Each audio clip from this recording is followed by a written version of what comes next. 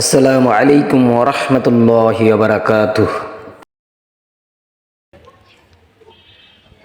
আজকে আমরা আসছি একটা স্টিলের নেম প্লেট তৈরি কারখানায়।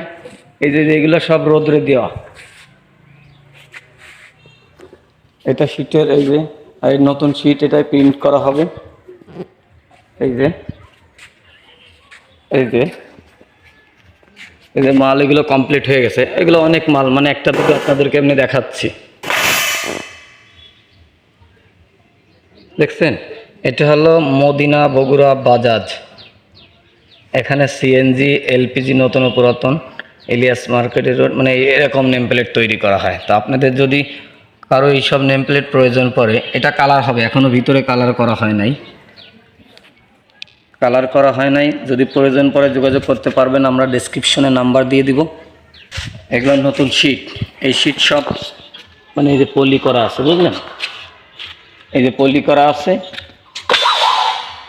এই পলি খুলে তারপর ক্লিন দিতে হবে। মানে কত নিখুঁত কাজ হয় তাহলে।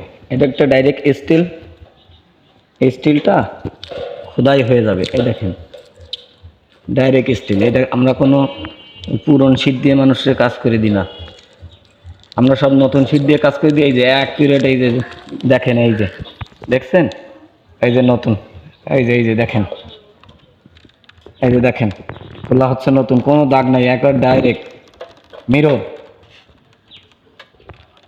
আপনারা যোগাযোগ করতে পারবেন।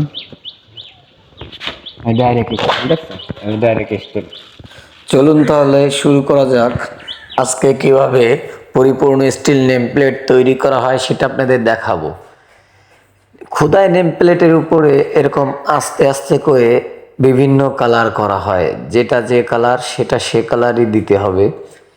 এই নিচের লাইন নেভি ব্লু দেওয়া হয়েছে, মাঝখানেরটা লাল দেওয়া হয়েছে, আবার উপরের এইগুলো নেভি ব্লু দেওয়া হবে। বর্ডার বাকি আছে, বর্ডারও কালার করা হবে আস্তে আস্তে ধীরে ধীরে। দেখতে থাকুন আমাদের সাথে ভিডিওটি।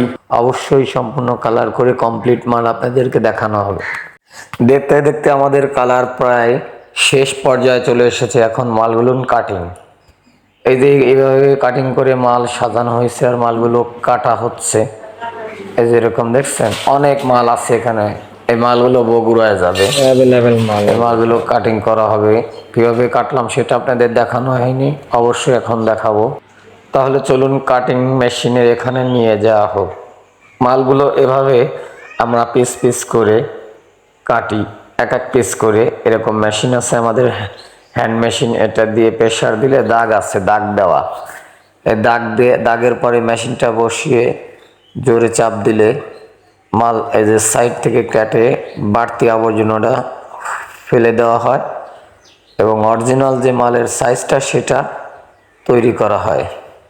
এবার মাল কাটতে গেলে হাত কাটে যাওয়ার ভয় থাকে মাঝে মাঝে, কারণ স্টিলের নেম প্লেট তো টাইনে ভিতরে নিয়ে যাওয়ার সম্ভাবনা থাকে। এজন্য একটু সাবধানতা অবলম্বন করে মালগুলো কাটতে হয়। আর মাল কাটতে কাটতে আমার আব্বু আসছিল, আমার সাথে একটু দুষ্টুমি করতেছিল। তা আমি একটু ওর সাথেও কথা বলতেছিলাম আর আপনাদেরকে ভিডিওটি করে দেখাচ্ছিলাম। আর আপনাদের যদি এরকম নেম প্লেট প্রয়োজন পড়ে অবশ্যই যোগাযোগ করবেন। বাড়ির, অ্যাপার্টমেন্টের, ফ্ল্যাটের এবং যে কোনো ধরনের স্টিল পিতলের নেম প্লেট, ডিফেন্স, র্যাংবাস আমরা তৈরি করে থাকি। এখন সেই কাটিং মালগুলো, এই যে পরিপূর্ণ মালগুলো কাটিং করা হয়ে গেছে। এখন এই কাটিং মালগুলো নিয়ে যাওয়া হবে। মালগুলো কিভাবে ফুটো করে, চলুন তাহলে আমরা এখন মালগুলো ড্রিল মেশিনের ওখানে নিয়ে গিয়ে ফুটোর সিস্টেমটা আপনাদেরকে দেখাবো। এভাবে এই মালগুলো একটা একটা করে ফুটা করা হয়। ফুটা করার সময় অবশ্যই সাবধান থাকতে হয়, কারণ এটা অনেক গরম থাকে।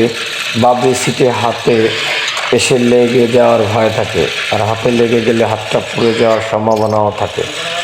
এরকম করতে করতে আমরা সবগুলো মালই ফুটো করে ফেলেছি। সবগুলো মালই ফুটো করা হয়ে গেছে। অবশেষে এখন সে মালগুলো কমপ্লিট হয়ে গেছে। আমরা এখন পরিপূর্ণ একটা কমপ্লিট মাল আপনাদেরকে ভিডিও করে দেখাবো। এটা হলো আমাদের সেই কমপ্লিট মাল। পরিপূর্ণ কমপ্লিট হয়ে গেছে। স্টিল খোদাই করে সম্পূর্ণ নেম প্লেট তৈরি করা, বিভিন্ন ধরনের কালার দেওয়া, পার্টির মন মতো অনুযায়ী কালার করা। আপনাদের যদি এরকম নেম প্লেট বাসা, বাড়ি, গাড়ি এবং অ্যাপার্টমেন্টের flat number, defence rank batch যে কোনো কিছু প্রয়োজন পড়ে অবশ্যই আমাদের সাথে যোগাযোগ করতে পারবেন। আমরা ডেসক্রিপশনে নাম্বার দিয়ে দিব। আমাদের কারখানাটি হলো খুলনা দৌলতপুর।